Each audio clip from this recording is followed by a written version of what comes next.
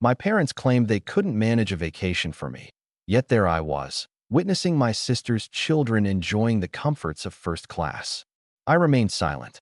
Yet, a week later, their smiles had faded. I have perpetually occupied the role of the overlooked sibling, neither the favored one nor the recipient of accolades at family gatherings.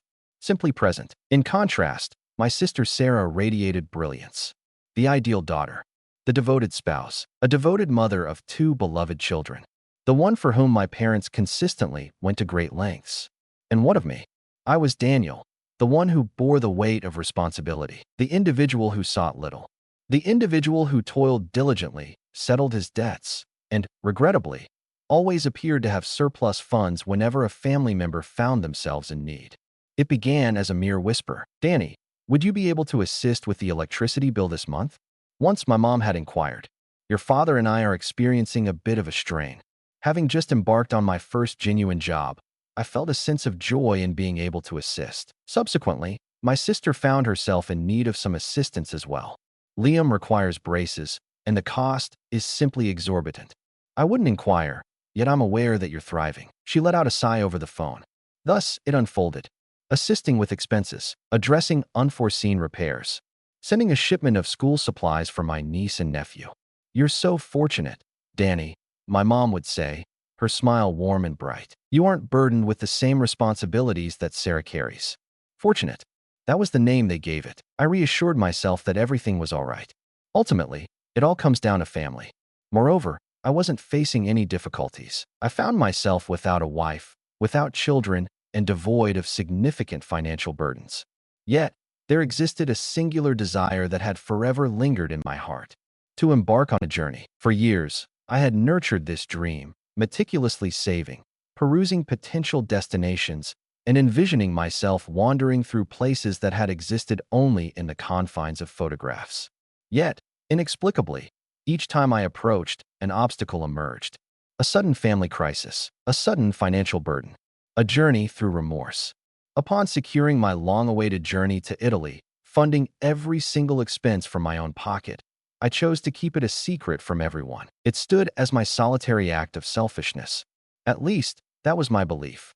At the airport, I found myself in the economy boarding line, enveloped in that familiar blend of nervous excitement and fatigue that accompanies international journeys. At that moment, my sister's voice reached my ears. "Negative.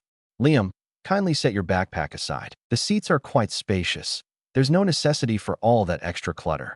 I turned my head, and my breath hitched in my throat. Sarah, my beloved niece and nephew, my guardians. Everyone is lined up for priority boarding, chortling with delight. At ease, donning coordinated ensembles for a getaway. Exceptional quality. For a fleeting moment, I believed I had completely unraveled my sanity. My parents, who lacked the means to provide me with a trip. My sister, who consistently asserted that they were facing difficulties. I inhaled deeply, savoring the moment. Perhaps they had been saving for this moment. Perhaps it was a sort of miracle. In that moment, the sound of my mother's laughter reached my ears. "Oh, I still feel a pang of regret that we couldn't bring Danny along," she remarked, shaking her head in disappointment. "Please," Sarah scoffed. "He simply wouldn't have belonged." Joyful mirth. A chasm opened within me. I tightened my jaw, averting my gaze as the attendant announced their group for boarding. I remained silent. I observed them as they strolled into first class, blissfully ignorant of the fact that I had witnessed it all. In that instant, a transformation stirred within me. I refrained from sending them a message. I refrained from making the call. For the very first time, I allowed the silence to linger. Typically, I found myself in the role of the one who checked in, the individual inquiring if assistance was required. I was the one ensuring my parents faced no hardships. Yet, on this occasion, silence prevails. It was a satisfying sensation. My journey to Italy unfolded just as I had envisioned it. Strolling along time-worn avenues, savoring espresso in quaint cafes, gazing at the grandeur of the Colosseum, fully aware that I had crafted this experience for myself. I ought to have felt joy. Indeed, I was. Yet, as night fell and I found myself perched on the balcony of my hotel, gazing at the city lights dancing in the darkness, the memory of that moment at the airport continued to echo in my mind. He would not have belonged. The words reverberated within me, clawing at a hidden part of my soul. The matter transcended mere financial concerns. Not quite. It dawned on me that my family never truly regarded me as one of their own. They had been chuckling at my expense. I was not at the forefront of their concerns. I was hardly a consideration at all. A week after my return home, the calls began to pour in. Initially, it was my mother. "Greetings, my dear. How did your journey unfold?" Her voice rang with an excessive cheerfulness, as if she were putting forth an effort that felt almost forced. "It was wonderful," I remarked with a hint of indifference. "Ah, splendid, splendid. Your father and I were hoping you might lend us a hand this month. A small bit more for groceries, as you're aware of how things tend to be." The silence lingered, stretching tautly between us. In that moment, laughter escaped me. It unfolded unexpectedly. It escaped my lips, cutting and acrid. "Essentials for sustenance," I reiterated. "Are you referring to the ones you picked up on your return from first class?" Stillness. Subsequently, a hesitant laugh escaped. "Danny, that was quite unusual. With a stash of airline miles at our disposal, Sarah stumbled upon an incredible deal." I interrupted her, simply refrain. "Darling, it's not as you perceive. We would have welcomed you if it were possible, wouldn't we? However, it was within your reach." I lost my composure. "You simply chose not to." Increased quietude. It was as if I could sense her frantic search for words. "We assumed it wouldn't be an issue for you." With my eyes shut, I tightened my grip on the phone. "You truly believed I would care?" I uttered once more, with deliberate slowness. "There is no need for an apology. Free from remorse. Merely a candid acknowledgement that I was never even on their radar." In that instant, I made my choice. End of the bills. No longer will I lend a hand. No longer will I be the overlooked son, merely a presence meant to simplify their lives. It was 2 days later when my sister's voice broke through the silence of my thoughts. I hesitated to respond. Yet, my curiosity proved too compelling to resist. "What is it that you desire, Sarah?" I uttered something other than hello. "Oh, so now you consider yourself above responding to your own family?" She broke. A sly smile crept across my face. "It seems that first class has truly indulged you." "Oh my goodness, Danny, are you truly upset about that?" "It's time to mature." "I am maturing," I declared. "I have reached my limit in caring for you." A moment of stillness. In that moment, she employed the familiar tone that signaled her desire for something. Gentle, delightful, deceptive. "Danny, let's go. You're aware of the challenges we face. You lack children. Your expenses aren't genuine. It is not the same for you. Isn't that so?" I declared. Nevertheless, I found myself covering Liam's soccer fees last month. "Of course, you always do," she remarked, as if it were self-evident. As if it were my profession. "Not anymore," I stated with quiet resolve. Yet another moment of stillness. Then she let out a melodic laugh. "Oh my goodness," she scoffed. "You genuinely mean it. Incredible. You were quite the self-centered individual." Tap. I ended the call. For the very first time in my existence, a sense of liberation washed over me. The stillness was fleeting. When dawn broke, my phone buzzed incessantly with a barrage of missed calls and messages. To begin with, my mother. "Mom, Daniel, I find myself at a loss for understanding your recent behavior, but I must say, this is simply unacceptable. We are united as one. Families support one another. Please return my call." Next, my father. "Father, my dear son, avoid being overly theatrical. Your sister and the children are in need of your assistance. Simply exercise some reason." Next, we have Sarah. "Sarah, are you truly overlooking Mom and Dad? Incredible. Do you genuinely believe you have risen above us now?" I chose not to reply to any of them. Instead, I rose from my slumber, brewed a steaming cup of coffee, and settled onto my couch, enveloped in a profound silence. Silence that had eluded me for years, a rare moment untouched by the demands of others. It was an incredible sensation. Yet as the clock struck noon, the guilt transformed into a palpable sense of panic. Yet another call from my mother. I allowed it to slip into voicemail. A moment later, my phone vibrated with a message. "Mother, Danny, I implore you. A challenge has arisen." I let out an exasperated sigh. Yet another issue? Yet another predicament that fell into my lap, waiting for resolution. Subsequently, an additional passage. "Mother, it concerns the residents." That certainly captured my interest. I let out a weary sigh, contemplating the choice to dismiss it altogether. Yet, an irritating, persistent fragment of my being continued to care. I made the call. "What comes next?" I inquired the instant she answered. With a dramatic sigh, she expressed her exasperation. "Daniel, Your father and I have been hesitant to share this with you, but the situation has been quite challenging. Unfortunately, we find ourselves falling behind on the mortgage. I pressed my fingers against the bridge of my nose. So, you're revealing this to me at this moment? She insisted that we didn't want to intrude upon your time. However, at this moment, we find ourselves in need of your assistance. Assistance, please? I let out a derisive laugh. Are you suggesting that I should cover the cost? This month, she hurriedly declared, merely to sustain us until circumstances stabilize. Huh, I remarked, leaning back. It's rather amusing that you can splurge on first-class tickets, yet struggle with your mortgage. Stillness. Then, a deep exhale. It was not as you think, Danny. It was precisely as such. I severed ties with her. You gave no second thought to the expenditure on Sarah's children. Yet, when it pertains to your own son, all at once, there is nothing remaining. That's not fair, she retorted sharply. You cannot fathom the experience of nurturing children, of bearing genuine responsibilities. Indeed, you are correct. I do not, I replied with an icy demeanor. For I found myself consumed by the demands of your existence, neglecting the tapestry of my own life. Stillness. At last, in a voice that was much gentler. Danny, your presence is essential. And that was the undeniable truth. They required my presence. Not due to their affection for me, not due to any appreciation of my worth. Yet, in my absence, their entire house of cards collapsed into chaos. I understand, I acknowledged. However, you will need to navigate this journey on your own. After that, I ended the call. This time, I felt no guilt whatsoever. The consequences that followed. In the days that followed, an unsettling silence enveloped everything. No texts, silence on the line. No unexpected feelings of guilt. After years of constraint, I found myself utterly liberated. Yet, deep down, I understood that it was fleeting. As fate would have it, on the third day, my sister made her appearance at my apartment. The sound of knocking reached my ears before I even glanced at my phone. Sarah, please unlock the door.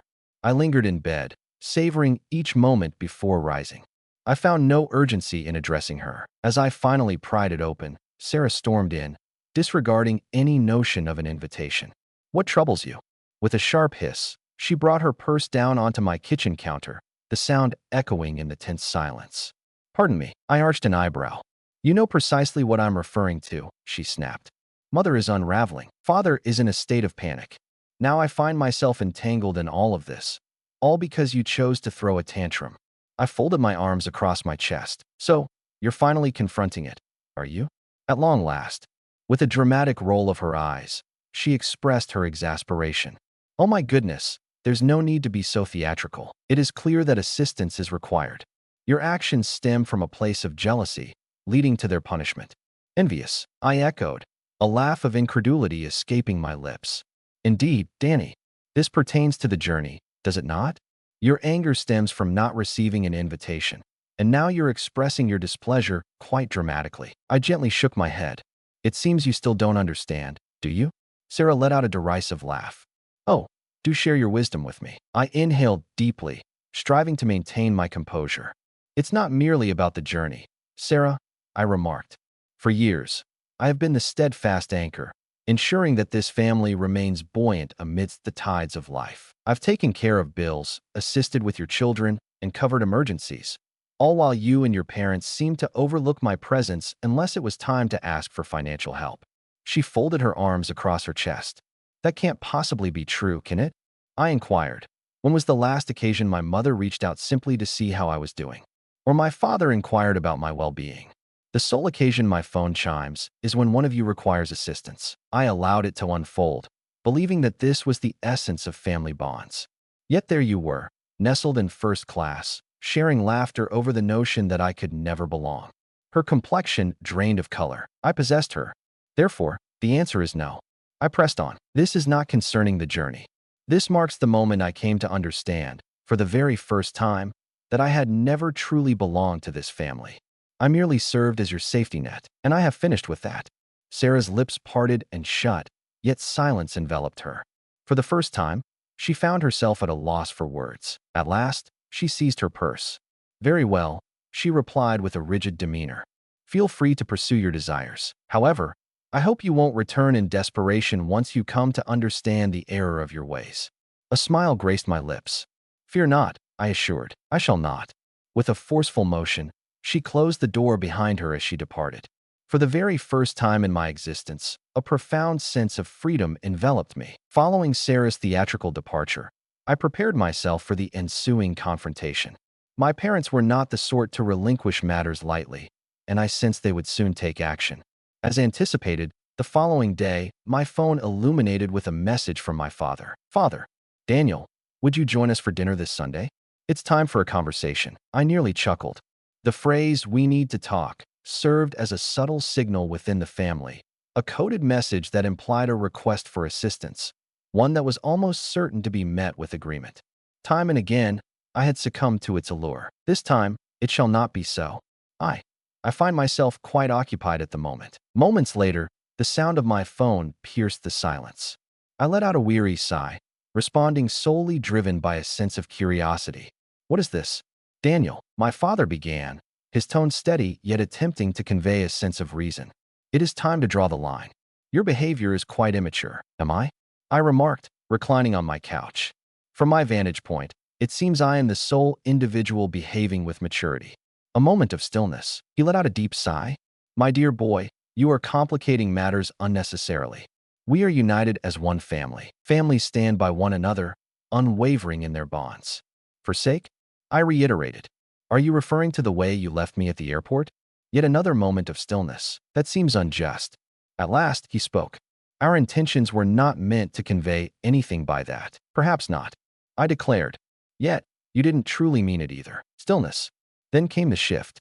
"Your mother is quite distressed. She has shed tears over this. She yearns for a return to the familiar rhythm of life." It stood before me, the burden of remorse.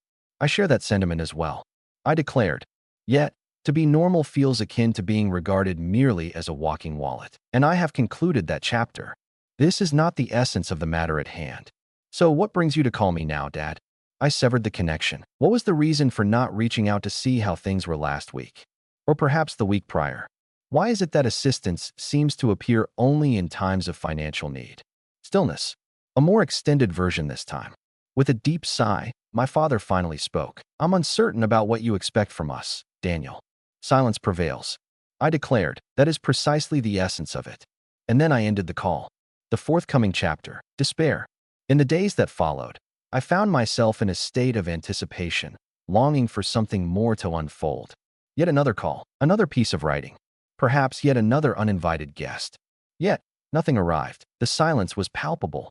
One evening, as I prepared to retire for the night, my phone vibrated with a message from Sarah. "Sarah, I wish for your happiness. Mom and Dad find themselves in a predicament, all because of you." I let out a weary sigh, my eyes drifting upward in exasperation. Myself. "They will find a way to navigate through it." Sarah. "No. In truth, they will not. They find themselves 2 months behind on their mortgage, with the bank already dispatching notices. Yet, I suppose that holds little significance for you, doesn't it?" Myself. "The timing of purchasing first-class tickets was inconsequential." Sarah. "Oh my goodness, just release it. That occurred on a singular occasion." I refrained from sharing, and it was the singular moment I beheld the truth.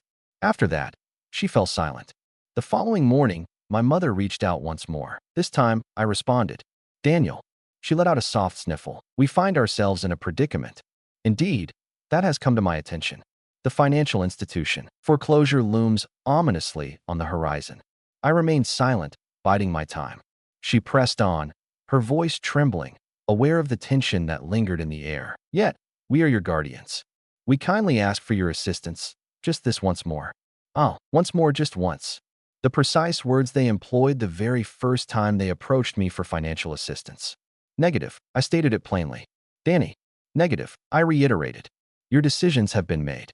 Now you have the opportunity to share your life with them." Stillness. Then came the transition, from sorrow to fury. "You're being selfish," she retorted sharply, "following all that we have sacrificed for your sake. This is the way you choose to repay us." "Completed on my behalf," I echoed, a bitter laugh escaping my lips. "Mother, identify a singular item. In the past 5 years, can you recall one solitary act you've performed for me that didn't revolve around a financial transaction?" Silence reigns. Silence prevails, and that was my conclusive response. "Wishing you all the best, Mom." I uttered those words and then ended the call. As the smiles gradually disappeared, 7 days slipped by. Next, too. At long last, the news reached my ears. Sarah had succumbed. She had ventured into her savings to assist our parents, an act she had never undertaken prior, not while I was there to take care of it. She found herself compelled to shoulder the burden of their mortgage, the utilities, and even a portion of the credit card debt that had been accumulating over the months. Things were not unfolding as hoped. It came to my attention via a mutual acquaintance that Sarah and her husband had begun to clash over financial matters. It seems he was completely unaware of the extent to which my parents depended on me. Now that she was ensnared, it was also putting a strain on their finances, their idyllic existence. Shattering. Their effortless grins. Withering away. What about my parents? They were, at last, discovering the true essence of grappling with adversity in the absence of their familiar safety net. In my absence. And what of me? I had never experienced such a sense of weightlessness. The quiet from my family lingered for weeks. I had anticipated greater things. Increased communication. Additional guilt trips. Perhaps yet another surprise encounter awaits. Yet, following Sarah's final acrid message, all momentum came to a halt. I was not so naive as to believe it was truly finished. They remained silent, consumed by their own battles. And what about me? At last, I found myself in a state of pure liberation, an existence devoid of their presence. At long last, after what felt like an eternity, my paycheck was finally mine to claim. I was not required to send portions of it to my parents for their expenses. I was not responsible for covering the school expenses of Sarah's children. I was free from the constraints of their requirements. I began to tackle the tasks I had long postponed. I transformed my apartment, acquired new furniture, and finally indulged in that luxurious espresso machine I had been coveting for months. Once again, I embarked on a journey, this time to Japan, a destination I had long envisioned exploring since my teenage years. In that moment, I embraced a rare sense of freedom from guilt. No persistent messages. There are no emergencies at this time. I feel no regret in indulging myself with my own hard-earned money. It felt as though one was entering an entirely different existence, a reality in which I was more than merely a means of financial support for those who claimed to care for me. Then arrived the downfall. On a particular night, as I meandered through the endless scroll of social media, I stumbled upon it. A post tagged by one of Sarah's friends. It was an image capturing my sister and her husband at dinner, yet an unsettling feeling lingered in the air. The inscription stated, "Difficult moments may fade, yet resilient individuals endure. Stay strong, Sarah." Sarah's smile seemed contrived. Mark, her husband, appeared utterly drained. Both appeared as though the passage of mere weeks had etched lines of age upon their faces. Intrigued, I navigated to Sarah's page. Her once abundant stream of joyful family snapshots had come to a halt. There will be no excursions to the beach. No extravagant birthday celebrations for the children. She refrains from boasting about her seemingly flawless existence. Only stillness. I arched an eyebrow. Suddenly, a message arrived from an unforeseen sender. Kelly, a companion of Sarah. "Greetings, Danny. I'm uncertain about whether I should be reaching out, yet I felt it was important for you to be aware. The situation at home for them is dire." I paused, my fingers lingering just above the screen. "Why are you sharing this with me?" "Kelly, for I am aware of the countless ways you supported them. And now that you've paused, everything seems to be unraveling." Moments later, another message arrived. This time, accompanied by a screenshot. It originated from an intimate group chat that Sarah shared with a few of her dearest friends. In that moment, I finally understood the truth of my sister's words about me. "Oh, Sarah, Danny truly is quite the fool. He remains there, observing our anguish, as if we are somehow worthy of this fate. He is solely focused on his own interests, showing little regard for others." Sarah, I found myself depleting my savings just to ensure that Mom and Dad could stay above water. And would you believe it? They remain submerged in despair. This cannot continue, and Mark is quite upset. He claims that this predicament is entirely their doing for placing their trust in Danny from the outset. Sarah, I truly believe that if Danny doesn't return to us soon, we may find ourselves in quite a predicament. I burst into laughter. Returning once more? She continued to believe that I was the one in need of them, a call that took me by surprise. A week later, an unfamiliar number flashed across my phone screen, prompting a call that piqued my curiosity. I nearly refrained from responding. Yet, an inexplicable urge compelled me to answer. "Greetings? Is that you, Danny?" A tension coursed through me. It was my father. It had been more than a month since I last heard his voice. "What is it that you desire?" I inquired with a flat tone. He let out a deep, weary sigh. "My dear boy, it's time for us to have a conversation. We truly do not." "Daniel," he remarked, his voice slipping into that all too familiar, patronizing cadence. "It is time to draw the line. Your argument is clear. However, we are your parents, and this situation is becoming quite absurd." A sly smile crept across my face. "What is absurd?" "You're leaving your family for a foolish vacation," he snapped. And there it stood, a silent testament to the moment. Despite all that had transpired, he remained oblivious. "This matter transcends the vacation," I asserted, my patience fraying at the edges. "This reflects the years I devoted to a family that never acknowledged my sacrifices." "That's not true," he replied swiftly. "Your presence has always been valued by us." "So, what was the reason for my exclusion?" I severed the connection with him. Stillness. I could perceive his breath, feel the gravity of the questions resting heavily upon his chest. Yet, he refused to acknowledge it. "Look," he said instead, "this can be resolved. Your mother and I share a bond that transcends the ordinary." "What is it that needs fixing, Dad?" Once more, I found myself interrupting. "Isn't it remarkable that I have finally established boundaries? The reality that your influence over me has waned? For that reason, it fails to resolve any issues. That merely reverts to the previous state of affairs." Once more, silence envelopes the space. At last, a crisp breath escapes. "Sarah is facing challenges, Danny. Assistance is required for her." A chuckle escaped my lips. I was powerless to resist.